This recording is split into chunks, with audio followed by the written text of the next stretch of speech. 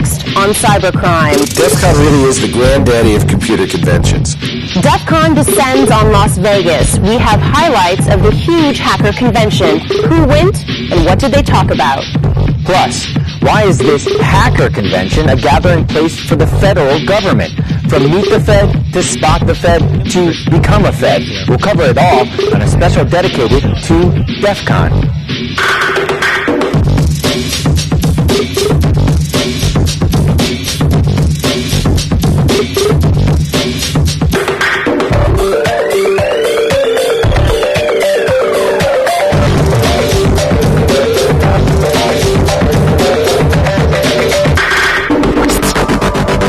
CyberCrime is brought to you by Symantec.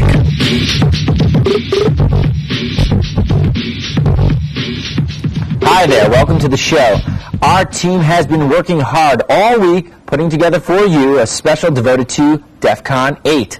Later in the show, we'll cover the cybercrime news. But first, let's kick off our DEF CON coverage. Jen?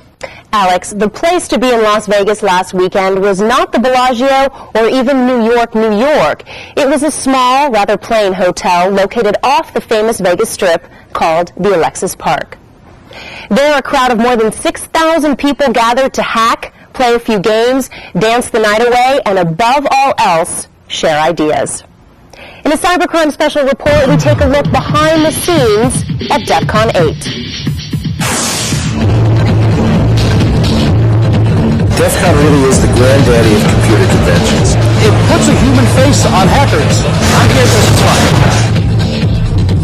Standing room only at this year's DEF CON in Las Vegas. A record number of hackers, federal agents, and security professionals poured into Sin City for the annual Meeting of the Minds. DEF CON's really meant to be a party for people to get together from these different cultures and really understand that each other, they're almost all similar. They're just coming at the same problem from different angles. And if I can get them talking, then maybe I'll help dispel a lot of the myths that are out there and a lot of the prejudices. A lot of people believe hacking is by nature criminal. But hacking is just a skill, the ability to make and break systems. And if you use that skill for bad, you're bad. If you use that skill for good, you're good. Hacking's gotten a bad rap, but I don't think it's deserving. And neither do the hackers. Ask any that attended this year's conference, and they'll tell you the same thing. We're not the bad guys. We have just as much fear and loathing and contempt for virus writers and malicious criminals that use the internet and use computers as law enforcement people. In fact, even more so, because we're being tarred with that brush. The hacking is such a strange term now. It was gone from being a compliment to being an insult. The people who come in kind of think it's like, oh my God, it's just a big congress of criminals and hackers and all these people, and they're just going to go there and cause trouble. Well, sure, it's a big gathering, and that's a community that tends to foster fun, but it's not just like, crime 101. And it's not just hacking 101 either. Should I stay or should I go now? Don't be fooled by all the loud noise, junk food, funky outfits, and people hunched over computers. DEF CON is more than just an all-night hack session. The big issue of this year is content protection, whether it's MPAA and Napster or DVDs and DECUS. There are a lot of court cases, a lot of stuff being done on the ability of hackers to look at systems and describe and explain vulnerabilities and learn from systems versus the big media industries trying to protect their content in a way that they just can't do. I think the big issue is the business with Napster. This is basically deja vu all over again. I remember when the first audio compact cassettes came out, and the recording industry said this would be simply a means to an end to pirate, records. And then 20 years ago it was the MPAA versus the Betamax. And now we're seeing the same thing with Napster and with DCESS. For 8 years, members of the Digital Underground have been meeting here in Las Vegas for DEF CON. And while a lot has certainly changed since the first DEF CON, both in terms of technology, law enforcement, and even hacker personality, the core reason for bringing all these people together at the same time hasn't changed at all. The sharing of knowledge is what it was originally about. And what's happened in 8 years is it's become a network. It's become a network of friends who deeply respect and have loyalty to one another. And the fact that it's been a little bit on the edge, and they've had to fight some battles along the way as the legal landscape has changed, has only increased that sense of camaraderie. There's a very famous Chinese warrior many centuries gone by that says know your enemy.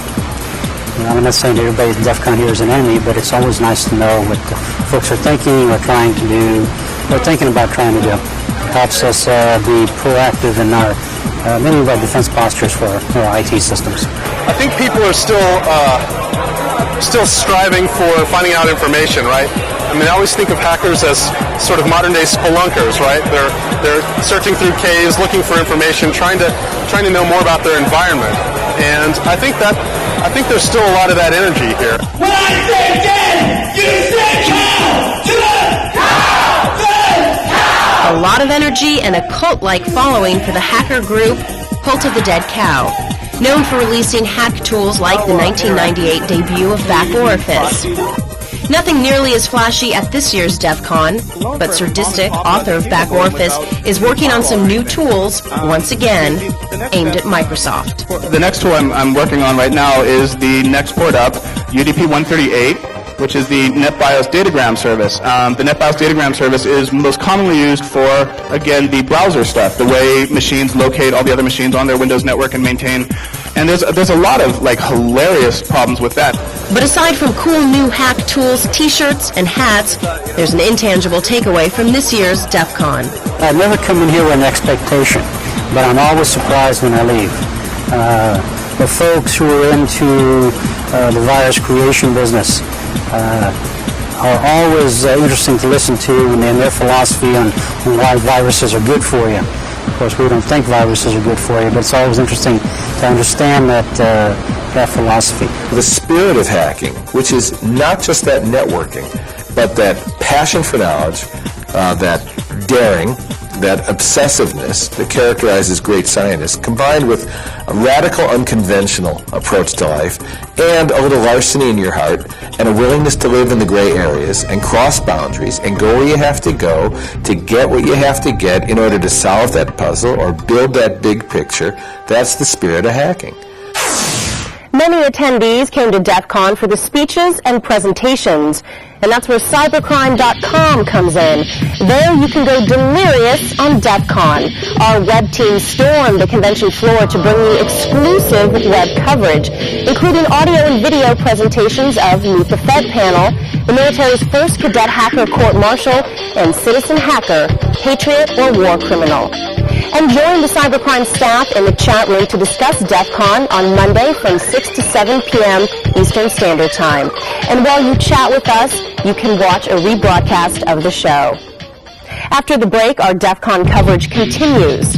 I'm on a recruiting mission. We don't have enough talent. There's a lot of talent out here. The highest-ranking member of the federal government to attend DEF CON reveals his agenda. A look at why a record number of feds turned up at this year's convention. Next.